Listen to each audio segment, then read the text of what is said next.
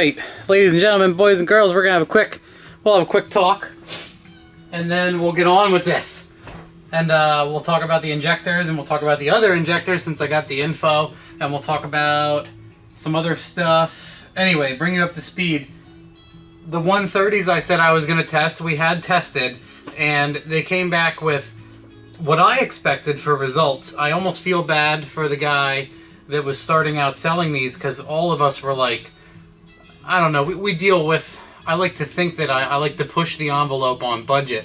And obviously for people who want to come into budget swinging and come out the other side without, you know, having a lot of problems, I say buy things from VS Racing. Obviously, he's reputable. I've worked with him for like 15 years at this point. You know, he's not a bad guy. If you have issues, or if you don't have issues, or if you need something, if you want, the coolest thing I think about Varen is you can be like, I want a $2,600 precision turbo, and he's like, I got them in stock, I'll get it to you, I'll hook you up. And then you're like, and then for my other vehicle I want a VS Racing billet 7875, and he's like, that's cool, I'm fine with that, I'm not going to judge you or your project, whatever you want to use, I'm going to give you something that I think is reputable. And it's funny, he doesn't sell the Chinese injectors either, because known issues. And I get a couple cars to the dyno a year that have issues, and we'll load a base and they won't run, and we'll find everything is mechanically sound and they have an issue, and it ends up being one, we pull plugs and one plug is wet, the other one is dry. You know, it ends up being the injectors we throw in, like the Siemens, or a set of known good flow decaps, and the issues go away. We're fine. So a really important thing is injectors, and I would say converter and your fuel supply on top of all of that, other than tuning and everything else, you know, having the appropriate injector and everything else. Anyway, they did not fare well at all. I posted results. You know, a lot of people were not surprised. Some of us were let down. I was looking forward to these working good. I knew, I was cautiously optimistic, as I said. I was looking forward to them working well and doing well, and we're like, cool, this will be something really neat if these work. This will be a good middle of the road, because like I said, 80s are kind of irrelevant unless you have nothing, because you can get these decap stockers for pennies, even flowed. I think people sell them for like 120 sometimes for a set, flowed and everything. Anyway, some of them were leaking. They had like every Chinese injector issue across the board all at once, so that sucks. Some of them weeped, and that is bad because that can fill your cylinder with fuel overnight. The other ones were inconsistent. All of them were inconsistent as far as flow numbers. The positive we can say is they all flowed over 1300 cc's. They were advertised as 1300. They all flowed at least 1300. Some were in the 1500s. You know, there was quite a bit of difference between them. Some were intermittent, which is not great. Just a lot of funny issues. And I'd love to see if he could come out with a product eventually that you can use.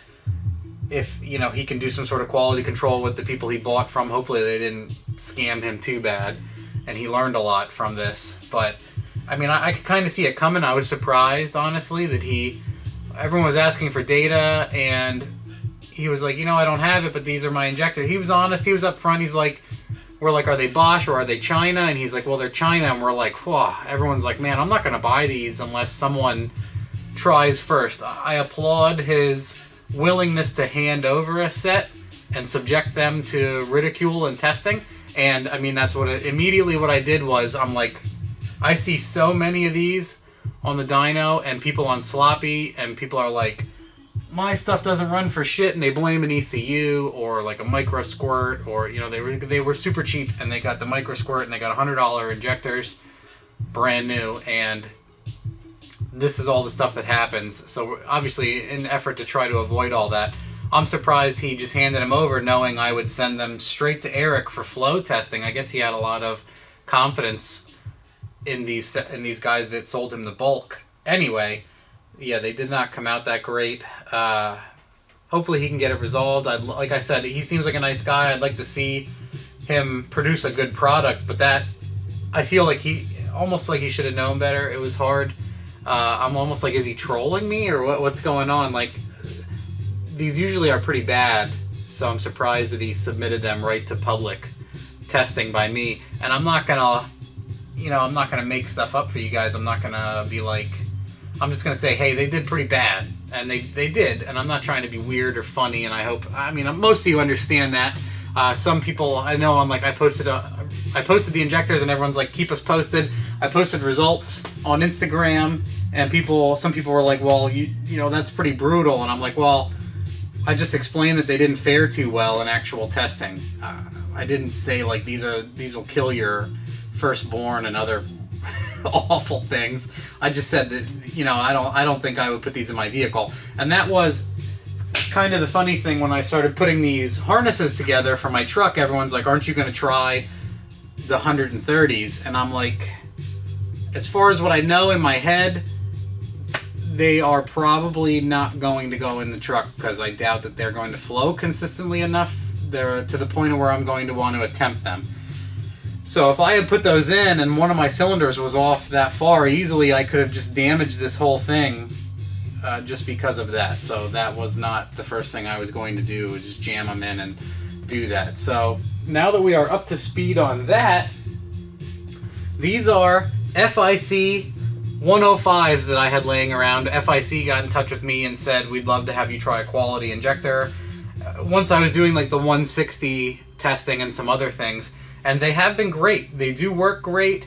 They're expensive, but it's one of those things, like if you have an expensive vehicle and you want to spend the money, you probably will get something like these. If you want to push the envelope on price, you're going to do whatever else I do or mention. I hate working when it's totally quiet. I've talked about this before. I queued up a bunch of YouTube-free, royalty-free music, so it's strange, but at least there's something there. It helps my brain out knowing that there's something else going on. Back to the subject. I don't know what I want to do with these 105s. I bought them from FIC. They partially sponsored me, so I got a better price, but they were still expensive. Part of me wants to sell them and recuperate the money. I don't know if anybody's interested in these or something. Maybe we can do something funny with them. But these were great. I might shelf these, or if someone wants to buy them locally, I would consider that too. I don't know what I want to do with these yet. It's one of those things where I have 100s and 200s. So might hang on to those. I gave away my decaps already, so I don't know. If someone wants to make me an offer on these, maybe I'll entertain them. Maybe I'll just sit on them. But what I wanted to do was jump right into installing the 210s. But you can see the 210 is short. It's like the LS3. I have this whole thing on the wiki page, showing the height differences. The FIC 105s came with a lower cap and a top hat to space it out to like the full size 60 millimeter, like the real tall LS1 style injector. And this is the LS3 style, so I need a little bit of a hat to make up the height. I know some of them drop in perfectly, and my buddy Kramer just did this the other day, and when he put these in, his rails were still like a little bit too high as far as bending the tab to tighten. So maybe we can get ones a little bit shorter. These aren't the CBM ones that I recommend. They're just what I have, so I'm going to use them, understand? So today I'm going to pop the rails and put the 210s in and plug everything in and go from there, and we'll see how everything goes. I'm just going to yank the rails again and let the fuel fly everywhere. It's funny, people are like, oh, release the fuel. I mean, yeah, you're not going to get a little bit of a spray here, but when these rails are like Coke cans. Once you start pulling the injectors out, the fuel's everywhere anyway, so what's the point in my eyes? I'd rather just let everything fly and make a goddamn mess.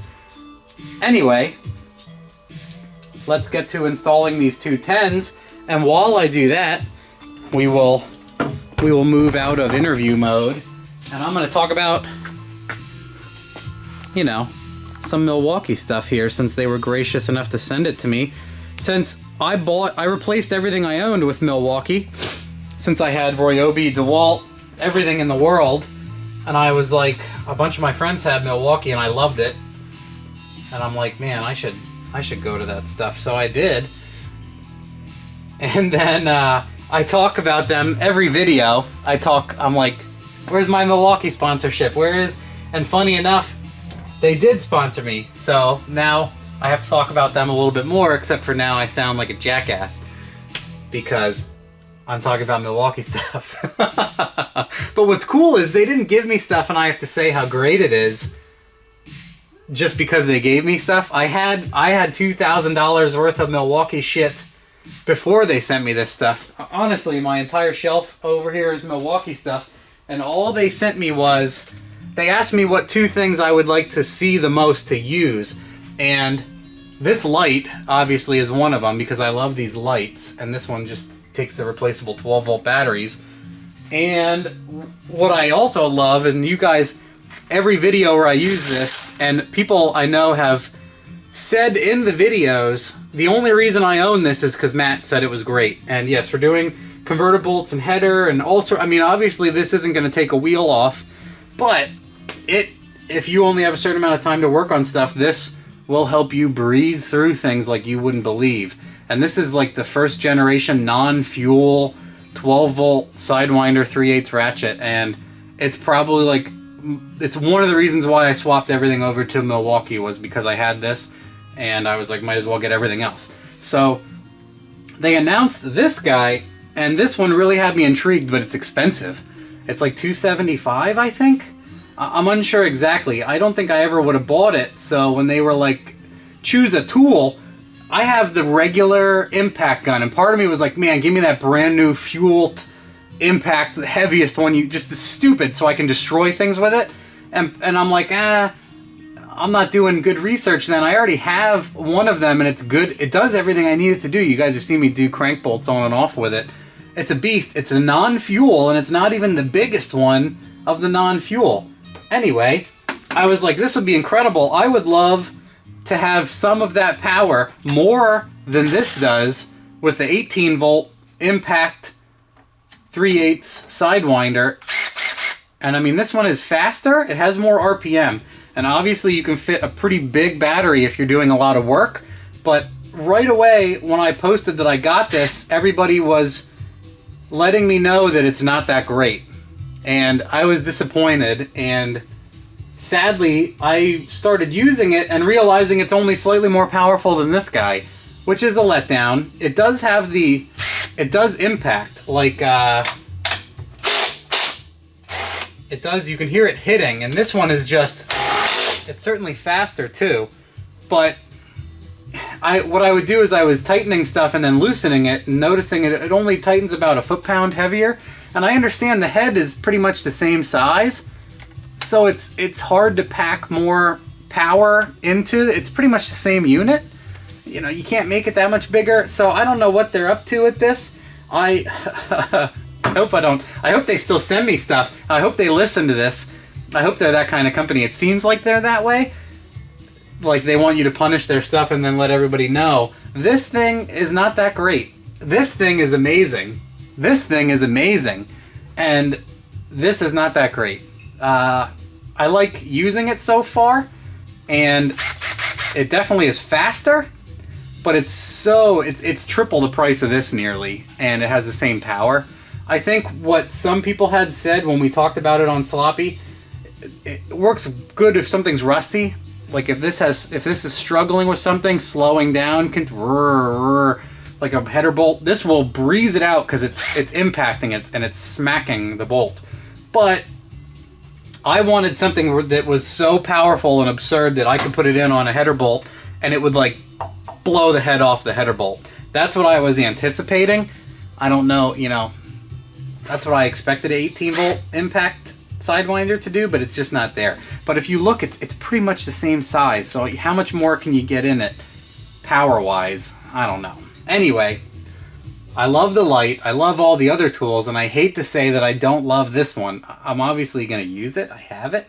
One of the awesome things is they sent it in a hard case with two 5 amp hour batteries and a charger. So this thing came with like its worth in batteries and charger. 2 5-amp-hour batteries. I mean, yes, but I would love to see them improve this if they could. If not, just keep improving. The 12 volt is the beast. If you can make the 12 volt fuel and everything else better, that would be even better. But anyway, now that I'm done talking about fuel injectors and sponsorships, we can swap out these damn injectors. And I'll talk about my O2 sensor trick that I'm working on that some people say works, other people say it might not work. We're going to find out. I'll let you guys know. Single O2 sensor on the stock computer for trims. That'll be cool if we can do that. So let's yank these fuel rails and make it smell like atrocious out here. So I haven't gotten to use this too much, so I'm going to use this guy the whole time, even though, like I said, it's not the thrasher I thought it would be, but it's certainly not terrible. But I can see how some of these guys, you know, they bought it expecting it to be a beast, and it's just not, you know. Like, just for fun, I tightened the shit out of that and then knocked it loose. Take the fuel rail bolts out, and I think I'm just going to try to sneak them in with the fuel lines still connected.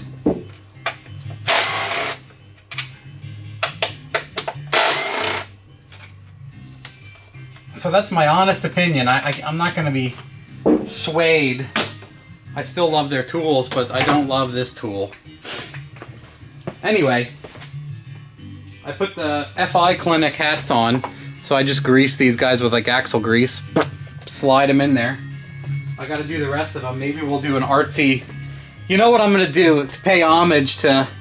I feel like I've been influencing Taylor Ray quite a bit, and he talks about me in his videos. I'm going to talk about him in my video, Taylor Ray, Taylor Drifts, and I'm going to pay an homage, and the intro to this video, I'm going to show some panning shots, and I'm going to play some pretty stylish music, and I'm going to give away my ultimate YouTube intro. Let's just yank these puppies up. Oh boy. Well, the injector came out of the lower spacer. Here we go. There's a little bit of spray. There's some spritz. Yeah, all over the floor. Hell yes. Oh. Yeah, see these? FIC 105s have the, ever see this? It has extended body on the bottom. Interesting, right? And these are a Bosch core also, very similar. You know, all the goodies are Bosch cores here. It's funny, they scratch their own numbers into the body. I wonder if I look up what that Bosch 0280158040. What is a Bosch? Oh, you know, rip these little dingleberries out. Let's drop these two 10s in. Can you see in here? Let's make a mess. Cardboard does not have enough fuel all over it. Alright, I'm gonna grab pliers. Some people can cringe. Look away now. These just need a little bit of help. Oop. Yeah, see, this is like the bottom hat that comes with these FICs with the stem. And then the tip goes right there at the bottom anyway. Pretty neat. So these will drop right in a truck intake. Anybody feeling frisky? We'll put those over there. I'm gonna get this guy out. Get all these lowers out. Great injector. I just have trouble. I'm so economically build oriented that I have trouble recommending these for the money. I feel like, you know, they are good. They work great. I'm happy they gave me a discount, but let's see who's calling me. Alright guys, here is a really cool one.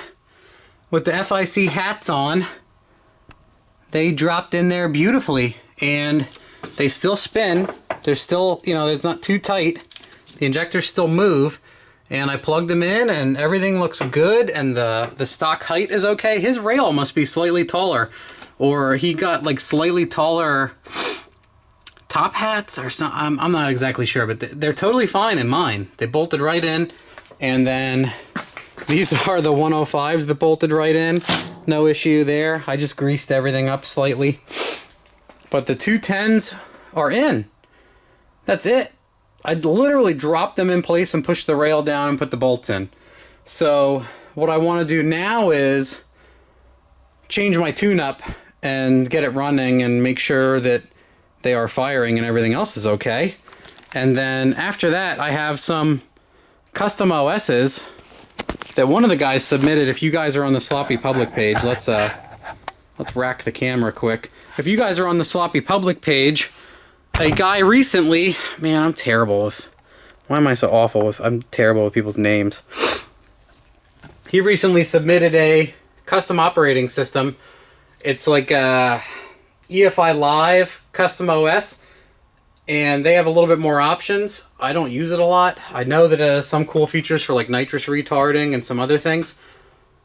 What he did was he created the custom OS, and I should make a whole other video on this. So I will. Anyway, there's another cool stock OS setup that I want to try on here that gives you more resolution for the larger injectors. It gives you a bigger VE tables. It gives you 2 big VE tables instead of 1 smaller VE table. And I'd like to show a video because a lot of that gets lost in translation, the difference and why that's significant and some other things. So we'll do a whole other video on that. There's going to be a different OS I want to load on my computer, but I want to get this one going enough. And then once it's good and running, I want to get the O2 sensor in, and then I want to put the other fuel pump in next. And then I had some questions recently asking about the Trailblazer SS intake that's up there. Part of my issue was I was making good power, and I want to be able to have enough fuel, and I kept running out of fuel in the 500 area.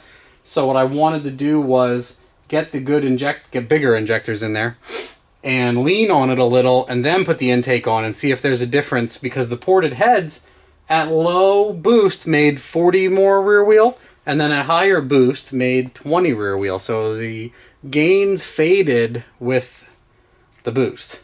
It could be a whole lot of things attributed to that, but it's, you know, I figure most people are going to end up with a setup like this. If you're watching these videos and you want to do it and you're listening along, you're going to do pretty much the same thing. So that result works good for us. Might be that we're reaching the end of the turbine, all sorts of crazy things.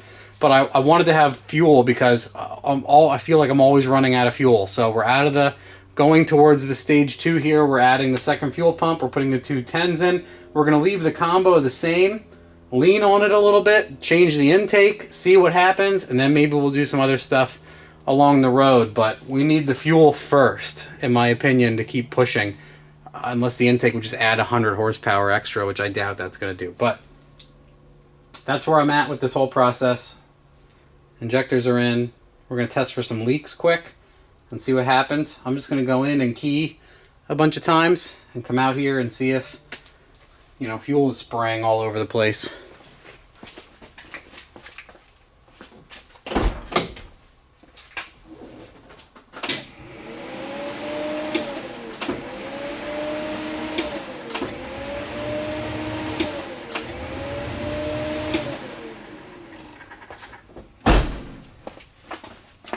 All right. Doesn't look abnormally wet anywhere. No, it looks good. So I always like to, well, first time I fire it and it has a good air fuel at idle, I come out and I look to make sure it's not spraying out of the rails or something else. But as far as changing the connectors and putting the 210s in, they were like a drop-in. Cool, you can put them in with the stock intake and everything else, obviously. Stock fuel rails. So we'll go. I'll mess with my tune-up and get it going, and we'll check out some things and we'll see the difference, how they're doing.